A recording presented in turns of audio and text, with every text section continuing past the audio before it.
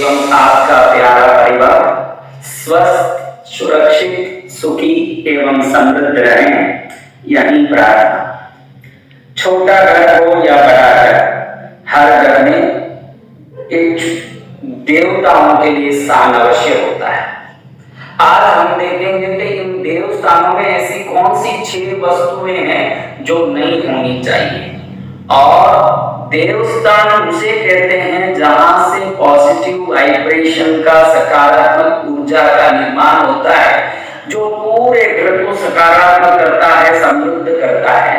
आपके घर के देव स्थान को देखकर ही जरूर कह सकते हैं कि इस घर की समृद्धि और सुख कितनी हो सकती है, क्योंकि ये घर की सुख समृद्धि के निर्माण में उस घर का देव स्थान महत्वपूर्ण अंग रखता है। और ऐसी 6 चीजें हैं जिन चीजों का अगर हम बराबर ध्यान रख लें तो वो देव स्थान निश्चित ही ऊर्जादायक, सुखदायक, समृद्धिदायक, सिद्धिदायक, आशीर्वाददायक बन सकता है। और ये 6 चीजें क्या क्या है जो घर के मंदिर में नहीं होना चाहिए। कई घरों में एक छोटा सा पूरा कमरा ही मंदिर के लिए अलग से बनाया होता है, जिसमें मंदिर बना होता है। किसी घरों में जो छोटे घर हैं, व्यवस्था कम है, तो ये छोटा सा एक आला गोखला, एक छोटा सा स्थान या एक छोटा लकड़ी का सेल्फ जैसा कुछ बना के उसमें देवों को रखा जाता है। कुल मिला के एक पूरा कमरा हो या एक सेल्फ हो, ये 6 चीजें कौन सी है जो नहीं होनी चाहिए, जिसको हम देखें, जिस सुधार के बाद निश्चित ही घर में पॉजिटिव वाइब्रेशन का, उत्तम समृद्धि और सुख का प्रादुर्भाव होने लगेगा। इसलिए इस पर जरूर ध्यान देने जैसा है। नंबर 1, सबसे पहले कोई भी तस्वीर या मूर्ति हो आपकी पूजा में हो, वो कोई भाग से खंडित नहीं हो। अगर फोटो हो तो उसका फ्रेम या कोई भी कोने में टूटा हुआ, फटा हुआ हो तो उसको बदला के नया रखें। और मूर्ति भी कहीं से खंडित नहीं हो। घंटी वगैरह हो तो उसके अंदर की जिह्वा बराबर हो। कई घंटियां ऐसी पुरानी हो गई, अंदर से वो जो बजने वाला अंदर का नोक है वो निकल चुका होता है, लेकिन अपन वहां रखे रहते हैं। ऐसा कोई भी टूटा सामान, टूटा फ्रेम, खंडित मूर्ति निश्चित ही वहां एक नेगेटिव एनर्जी क्रिएट करता है, जिससे घर में वाद विवाद, रोग, संकट सब उत्पन्न होते हैं। नंबर 1 और सबसे पहला काम है खंडित मूर्ति, टूटा हुआ फोटो और ऐसा कोई चीज नहीं रखें जो टूटा हुआ हो। कई लोग तो घर में कोई भी सामान फालतू का पड़ा हो तो मंदिर जी के अंदर रखे हुए सेल्फ में, अलमारे में काफी जगह रहती है, तो वो सब लाके यहाँ जमा करने लगते हैं। ध्यान रखें कि मंदिर के अंदर कोई भी फालतू की चीज, पुरानी चीज, वेस्ट चीज, टूटे डब्बे, टूटे कोई भी फूटे चीज, कोई भी फालतू की चीज नहीं हो। बिल्कुल व्यवस्थित शुद्ध मंदिर हो और खाली माचिस का डब्बा, कोई भी ऐसा कोई चीज वहां नहीं रखें जिससे उस मंदिर से नेगेटिव एनर्जी क्रिएट हो। ये सबसे पहले जरूरी है। नंबर 2, कई लोगों को आजकल एक शौक चढ़ चुका है कि घर में मूर्तियां लाके रखने की और उसकी भक्ति करने की। लेकिन ध्यान रखने जैसा है कि मूर्ति अगर आप रख रहे हैं तो उस मूर्ति की पूजा का संपूर्ण विधान आपको ध्यान हो और निश्चित कम से कम रोज 5 प्रकार की पूजा कर सकें। चंदन, पुष्प, धूप, दीप, नैवेद्य, 5 पूजा कर सकें तो ही मूर्तियों को रखें। अगर आपको मूर्ति रखने की शौक है लेकिन आप पूजा विधिवत नहीं जानते तो एक अंगूठे प्रमाण की मूर्ति आप रख सकते हैं, जिसमें आप आपकी इच्छा अनुसार धूप दीप करें तो भी चलता है। उससे ऊपर की कोई भी मूर्ति हो तो उन मूर्तियों के निश्चित ही चंदन पूजा, पुष्प पूजा, धूप पूजा, दीप पूजा और नैवेद्य पूजा, ये 5 पूजाएं होना अत्यंत अनिवार्य है। जिनसे ये सब करने बन पड़ रहा हो वही मूर्तियों को रखें, वरना आप जिन इष्ट को मानते हैं उन सबका तस्वीर फ्रेम में बनवा के बढ़िया से छोटा सा रखें, जिसका आप धूप दीप पुष्प आदि पूजा यथाशक्ति आप कर सकते हैं। नंबर 2 ये है कि भाई हम यथासंभव मूर्ति पूजा की पूरी जानकारी हो और मूर्ति पूजा करने जैसी हमें क्षमता हो, हर दिन पूजा होती हो तो ही मूर्तियों को रखें, वरना चित्रपटों से, फोटो से ही घर में पूजा करें। अगर मूर्ति रखना ही है तो अंगूठे प्रमाण तक यानी अधिकतर 3 इंच तक की मूर्तियों को रख सकते हैं। ये दूसरा।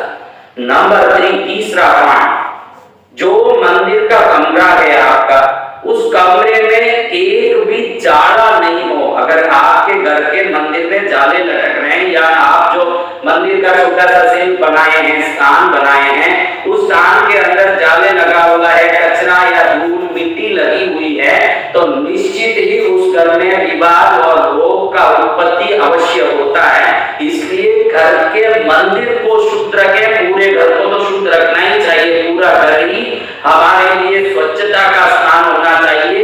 मंदिर तो पूर्ण रूप से बगैर कोई जाला, कचरा, कोई कंकड़ बिल्कुल शुद्ध होना चाहिए और ये शुद्धि के बाद ही लाभ होता है। इसलिए घर के मंदिर के कमरे में कभी जाला नहीं हो, मट्टी नहीं हो। इस प्रकार से कई घरों में मैंने देखा है कि जो घर में देवता रखते हैं, लाल कपड़ा या कुछ बिछाया होता है उस पर रखा है, साल में एक बार साफ करते हैं और जब तक धूल कचरे में सनी होती है उस स्थान, ऐसे कई स्थान मैंने देखे हैं। आप मंदिर घर को स्वच्छ रखेंगे, आपके देवस्थान को स्वच्छ रखेंगे, आपके देवस्थान को स्वच्छ रखेंगे, तभी वहां से देव शक्ति की कृपा पूरे घर में फैलेगी। ये बहुत ही अनिवार्य, बहुत ही जरूरी चीज है। चौथा है, कई लोग रोज पुष्प पूजा नहीं करते। रोज पुष्प पूजा करें तो बहुत अच्छा है। अगर आप दीप तक कर रहे हैं तो इतना ही लाभ आपको मिलेगा जितना आप सेवा कर रहे हैं। कई लोग ऐसे हैं जो कोई दशहरा के दिन, नवरात्रि के दिन, अक्षय तृतीयों के दिन, होली के दिन, कोई विशेष दिनों में फूल चढ़ा देते हैं। अब वो फूल चढ़ा दिया, वो फूल सूख के वहीं पड़ा हुआ है। कभी अगली बार फूल चढ़ाना होता है तभी वो फूल को उठाते हैं, या जब फुर्सत मिले तब 8-15 दिन बाद उस पुष्प को उठाते हैं। चौथी और अनिवार्य बात ये है कि कोई सूखा पुष्प मंदिर में ना हो। जैसे जैसे पुष्प सूखता है उसके अंदर रहा हुआ जल तत्व, आकाश तत्व, प्राण ऊर्जा समाप्त होकर के उसमें से नेगेटिव तरंगें उत्पन्न होने लगती है। जो पुराने बासी फूल और सूखे पुष्पों को मंदिर से हटाए बगैर रखे रहते हैं, उस घर में भी सुख समृद्धि की कमी रहती है। इसलिए सूखी चीजें, बासी पुष्पों मंदिर में नहीं होना चाहिए। फूल चढ़ाया, अगले दिन सुबह जरूर उसको पूरी तरह से साफ करके मंदिर को एक बार साफ कर लें, ये जरूरी है। 5 बार, कई घरों में रोज नैवेद्य नहीं चढ़ता है मंदिर में। अगर रोज नैवेद्य गरम गरम चढ़ाते हैं और उसमें से भाप निकलता है, लापसी चढ़ाते हो, खीर चढ़ाते हो, कुछ भी, तो गरम गरम भाप निकलता है तो कुल देवी को, इष्ट देवताओं को बहुत प्रसन्न करता है। और कोई कोई कभी कभी त्योहारों के दिन नैवेद्य चढ़ाते हैं और हमने कई घरों में ऐसे देखा कि खीर चढ़ाया, लापसी चढ़ाया, रख दिया, फिर 3 दिन 4 दिन तक वो खीर लापसी सड़क के गंध रहा है, उसके बाद ही वहां से उसको हटाते हैं। कई लोग तो भूल ही जाते हैं इन सबको उठाने। तो कोई भी नैवेद्य रखा हो, कोई भी वस्तु रखा हो, तो उसको निश्चित रूप से तुरंत शाम से पहले वहां से हटा दें, मंदिर को साफ कर लें, क्योंकि इन चीजों का इफेक्ट बहुत पड़ता है और ये गलतियां ही घर में दुख का कारण बनती है। जो चाकू खरीद के लाता है और उपयोग नहीं जानता है, उस खुद के हाथ को वो काट लेता है। इसलिए चाकू खरीदने वाले को जितना चाकू के उपयोग का ज्ञान होना जरूरी है, देव पूजा करने के इच्छुक लोगों को देव पूजा का ज्ञान भी बहुत जरूरी है। तो हमने देखा कि 5वें में नैवेद्य बासी पड़ा ना हो, कोई भी फल हो, कोई लापसी, खीर पूरी हो, वो पड़ के पूरे स्थान में गंदा बास रहा है, बाद में उठाए, ये गलती नहीं करें, उसको तुरंत उठा के साफ कर दें। छठा और आखिरी बात है कि आजकल घरों में, फोटोओं पर, मूर्तियों पर ये सीरियल लाइटों का, ये छोटे छोटे लाइट, जगमगाते लाइटों को डाल के डेकोरेशन करने का ये नया पद्धति है। मैंने कई घरों में देखा कि अपने घर के मंदिर में फोटोओं पर भी ऐसे लाइट लगा देते हैं जो करंट से जलता है, इलेक्ट्रिसिटी से जलता है, मूर्तियों पर भी डाल देते हैं, खूब सजा देते हैं, सोचते हैं कि सुंदरता है। आपको बता दूं कि ये घी का या तेल का दीपक से जो रोशनी निकलता है वो देवों के शरीर को प्रकाश देने वाला बनता प्रदीप जिससे प्रकाश निकल के खत्म हो रहा है, उस प्रकाश को पुनः भरने में जो दीपक काम आ रहा है, इसीलिए वो दीपक देवों पर हमारा एक आराधना का बल देता है, बदले में देवता हम पर शक्ति देते हैं। ये दीपक प्राकृतिक रूप से देवों का आशीर्वाद देने वाला बनता है। और ये जो आप जगमगाते लाइटें डाल रहे हो, ये फोटो पर सब डाल रहे हो, इस पर से विद्युत निकलता है तो वो देव शक्ति पर जाके प्रहार करता है। और जो मूर्तियों पर, फोटोओं पर इस प्रकार की लाइटों से डेकोरेशन करते हैं, वो जरूर घर में नुकसान पाते हैं, उससे कहीं ना कहीं रोग विवाद संकट उत्पन्न होता है।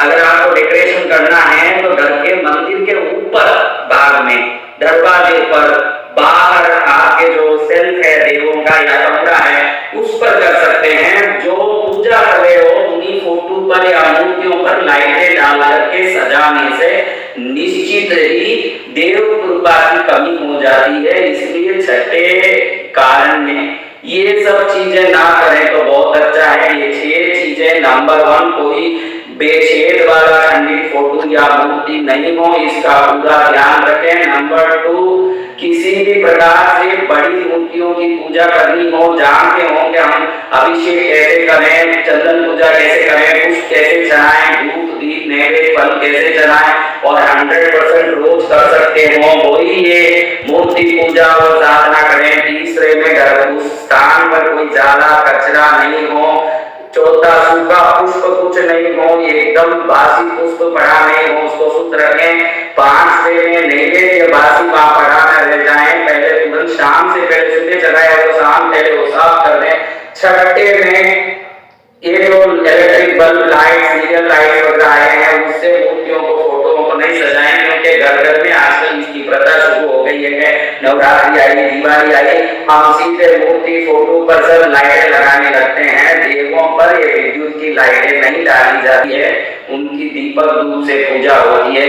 इन 6 चीजों को अगर घर मंदिर में बराबर ध्यान से कोई संभाल ले कि ये चीजें यहाँ नहीं हो, उनको बहुत लाभ होता है। और ये चीज ऐसी बताऊंगा जिसका होने से निश्चित घर मंदिर से देव कृपा होती है। एक छोटी सी कांच की बोतल है, उस कांच का बोतल का ढक्कन प्लास्टिक का नहीं हो और कोई भी धातु का ढक्कन हो तो चलेगा, ऐसा एक बोतल ले, उस बोतल में बरास जिसको बोलते हैं असली कपूर, कपूर आजकल जो आ रहा है ये केमिकल का आ रहा है, ऐसा कपूर से तो नेगेटिविटी बनती है। असली बरास बोलेंगे तो बरास दुकान में मिलेगा, शुद्ध बरास आप बोलेंगे, असली कपूर, प्राकृतिक कपूर। उसको इस बॉटल में थोड़ा सा भर ले, ज्यादा नहीं, 50 ग्राम 100 ग्राम। फिर उसको आपकी कुलदेवी को प्रार्थना करके, घर में जितने परमात्मा देवी देवताओं के फोटो हैं सबको प्रार्थना करके फिर उस बॉटल को मंदिर जी में रख दे, तो आप आश्चर्यजनक रूप से देखेंगे कि थोड़े दिन में देव कृपा से विभिन्न कार्य संपन्न हो रहे हैं। जो जो सोचा वो सब पूरा हो रहा है, क्योंकि ये बरास लक्ष्मी का निवास स्थान माना जाता है। जहां पर बरास होता है वहां पर निश्चित लक्ष्मी होती है। तो मैंने 6 ऐसी चीजें बताई है जो मंदिर में नहीं होना चाहिए। एक बरास जो बताया है, निश्चित वो मंदिर में रहने से विभिन्न प्रकार की नेगेटिव ऊर्जा को समाप्त करती है, विभिन्न प्रकार के दोषों का निवारण करती है और घर में सुख समृद्धि का प्राकट्य करती है। इन चीजों का बराबर ध्यान करके आप घर मंदिर से विभिन्न कृपा और समृद्धि, सुख, आनंद, आरोग्य प्राप्त करें, यानी मंगल कामना। जरूर आप इसका लाभ लेंगे ऐसे विश्वास करता हूँ। आप